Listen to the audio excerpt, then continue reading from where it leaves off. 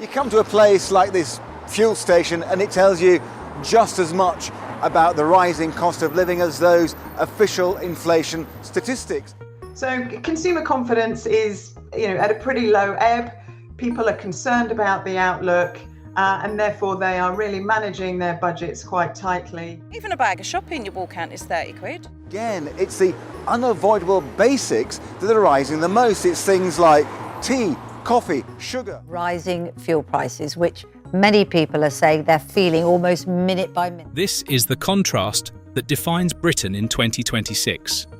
Working drivers across this country are now spending over £300 a month just to keep their cars running, filling up tanks at nearly £74 a time, while 60% of every litre they buy goes straight to tax. And 4 days ago, Shell, one of the biggest fuel companies on the planet, a company whose logo sits on petrol stations in every town in Britain, published its annual report showing $18.5 billion in profit for 2025, handed $22.4 billion back to its shareholders, and gave its chief executive, Wael Sawan, a 60% pay rise to £13.8 million. So today, we are going to lay out exactly what is happening to fuel prices in this country, where every penny of your money goes when you fill up, what Shell is doing with the profits it makes from fuel, and what is coming later this year that will push prices even higher. Every number is sourced and verified. Nothing made up, just the reality of fuel in Britain. Let us start with what you are paying right now. As of March 2026, the average price of unleaded petrol in the UK sits at around 137 pence per litre, with diesel at roughly 151 pence. Filling a 55-litre Ford Focus tank with petrol costs you £73.73. Diesel takes that to £78.63. If you are filling up once a week to get to work and back, which millions of people across this country have no choice but to do, your monthly fuel bill lands well above £300. £300 a month just to drive, not to insure the car, not to tax it, not to maintain it, just to put fuel in it. For a huge number of working families, fuel has become one of the biggest monthly costs after rent and food. And unlike those expenses, there is no payment plan, no direct debit you can spread across the month, no support scheme. You pay whatever the pump says that day, or you do not drive. Where you live makes it worse or slightly better, but either way you are paying record prices. Dumfriesshire in Scotland has the highest fuel costs in the country at over 157 pence per litre, while Northern Ireland sits at the other end, around 129 to 130 pence. But that is almost a 30 pence per litre gap across the same country for the same product. The South East tends to run above the national average, and London is consistently among the most expensive places to fill up. Supermarket forecourts generally charge less because of their buying power and their strategy of getting you through the door to buy groceries. But even supermarket prices vary wildly depending on area. A driver in one region can easily spend £11 more per tank than someone 100 miles away, and there is nothing about the fuel itself that justifies that kind of gap. Now, here is the part that changes the way you think about every penny you spend at the pump. 3 things make up the price of every litre you buy. The first is the actual cost of the crude oil, plus refining, shipping, and distribution to get it to the station near you. The second is the retailer's margin, the cut the petrol station keeps. The third is tax, and it is by far the biggest slice. Fuel duty sits at 52.95 pence per litre, a fixed amount that does not change regardless of what oil costs on the global market. On top of that, VAT at 20% gets charged on the total price, including the duty itself, which means you are paying tax on top of tax. The VAT adds another 20 to 25 pence per litre. Add those together and approximately 73 pence of every single litre goes to the government. That is around 60% of the pump price. Everything else, the oil in the ground, the refinery, the tanker, the lorry driver, the person behind the counter and the station's profit, still fits into the remaining 40%. The retailer's margin typically lands between 3 and 8 pence per litre. 3 to 8 pence. Put that next to the 73 pence going to tax and the picture is brutal. While you absorb that, let us talk about what the companies at the other end of the fuel chain are doing with their share. Shell, the British multinational oil and gas company headquartered in London, one of the largest companies on earth measured by revenue and profit, posted adjusted earnings of $18.5 billion for 2025. That was actually down 22% from $23.7 billion in 2024. A drop caused by softer oil prices and weakness in the chemicals division. Profits fell by more than a fifth, and the company still made $18.5 billion. In that same year, Shell distributed $22.4 billion to shareholders, made up of $8.5 billion in dividends and $13.9 billion in share buybacks. That $22.4 billion represents roughly 52% of cash flow from operations, sitting at the very top end of the company's own target range of 40 to 50%. They sent more money to shareholders than they kept in profit. And the man at the top of all this, Chief Executive Wael Sawan, saw his total pay jump 60% in a single year, from £8.6 million to £13.8 million. His package breaks down to £1.9 million in salary, pension and benefits, £2.76 million in annual bonuses, and £9.1 million in long-term share awards. As that £13.8 million figure sat at the upper limit of his potential pay package. His finance boss, Sinead Gorman, also received a raise, taking home £8.5 million. Global Witness calculated that Shell's CEO pay would take the average UK worker 227 years to earn. 227 years. And that pay rise came in a year when 4 Shell workers died in workplace accidents in Argentina, Malaysia and Britain. The deaths triggered a deduction in Sawan's bonus formula, but did not stop the payout. The bonus still landed. Now here is where the Shell story gets truly staggering for anyone living in Britain. In 2022, the year Shell posted record profits of £33 billion, the company paid just £15 million in UK tax on its drilling operations. 15 million. The Global Witness analysed Shell's tax reporting and found that this works out to approximately 22 pence per British citizen, 22 pence per person from a company that made 33 billion in profit.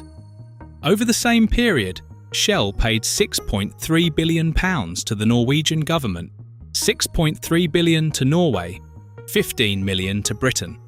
The UK ranked 19th out of 25 countries for taxes received from Shell that year, with the United States, Germany, Qatar and Italy all receiving far more.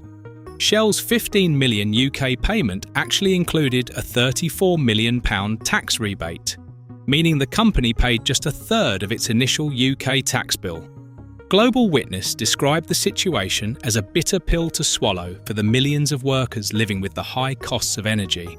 So you are standing at the pump paying 73 pence per litre in tax, while Shell, whose branding sits on thousands of forecourts across Britain, pays the country 22 pence per citizen, and the person running that company just collected £13.8 million in a year when profits dropped and workers died. That is the landscape British drivers are operating in, but the fuel companies are not the only ones taking a bigger cut than they should be. The Competition and Markets Authority, the UK's competition watchdog, published a report towards the end of 2025 that found retailer fuel margins across the country remain historically high, and the regulator found no justification for those elevated margins despite claims from companies about rising overheads. Back in 2017, supermarket fuel margins sat at around 4%. By the 3 months to June 2025, those margins had climbed to between 8 and 9.1%, more than double. For diesel, the margin reached 18 pence per litre, which is double the long-term average of 8 pence. The AA's Luke Bosdet stated that drivers are still being ripped off at the pumps while struggling with tight household budgets, and pointed to what he called a postcode lottery in fuel prices. Motorway service stations push it even further. Fuel at motorway services consistently runs 15 to 20 pence per litre, more than at nearby town forecourts, with some motorway stations charging up to 37 pence more per litre than stations less than 3 miles away. But the CMA confirmed that motorway margins are significantly higher than at non-motorway sites. The RAC's Simon Williams said the organisation can see no reason why motorway fuel should cost so much more, pointing out that from a delivery standpoint, it is arguably easier to supply motorway stations than urban forecourts. The explanation is not logistics or supply. It is that motorway stations know you are stuck on the road with the next services miles ahead, so they charge what they want because you have no other option. And then there is the pattern that every driver in Britain recognises but nobody seems able to stop. When wholesale fuel costs rise, pump prices shoot up immediately, sometimes overnight. When wholesale costs fall, pump prices drift down slowly over weeks. Or this is called the rocket and feather effect, and it is well documented. You see oil drop 10%, and 3 weeks later, you are still paying the same at the pump. But when oil rises 5%, the price board outside your local station changes within days. The CMA found that margins remain elevated for longer than expected, and that competitive pressure has not been enough to bring them back to historical levels. What is happening in the global oil market right now makes all of this worse. In early March 2026, renewed tensions in the Middle East pushed Brent crude above $85 per barrel, the highest level since mid-2024, after Iran announced restrictions on shipping through the Strait of Hormuz, a route carrying roughly 20% of global oil supplies. Between the evening of Friday, the 27th of February, and Sunday, the 1st of March, Brent crude leapt from $73 to $80 per barrel. Petrol at UK forecourts climbed around 2.5 pence per litre in days, with diesel rising by more than 3 pence. Analysts have warned that oil could reach $135 or more if the disruption continues, which would push pump prices back toward the record of £1.92 per litre set in July 2022. Panic buying already appeared on the 9th of March when the Petrol Retailers Association reported forecourt sales 30% higher than normal.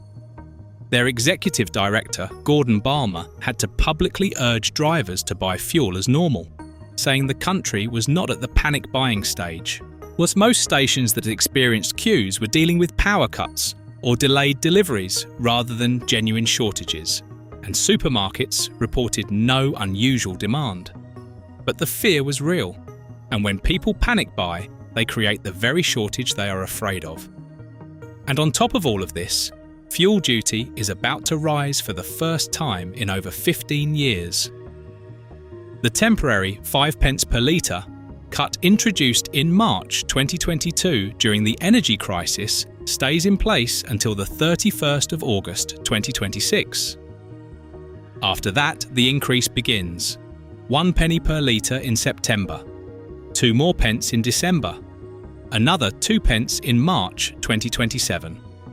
By March 2027, the rate returns to 57.95 pence per litre, back to where it was before the cut. And from April 2027, fuel duty starts rising every year in line with inflation for the first time since 2011. For the average driver covering 7,500 to 8,000 miles a year, the return to pre-2022 duty rates adds roughly £5 to £6 per tank, which across a year of weekly fill-ups works out to over £250 in extra costs. Some industry bodies have called for the September increase to be postponed, arguing that raising duty while oil prices are already elevated by conflict would add unnecessary pressure on drivers and businesses. No decision has been announced on that. The lost revenue from 15 years of frozen fuel duty totals £120 billion, and the freeze is ending because the money is needed.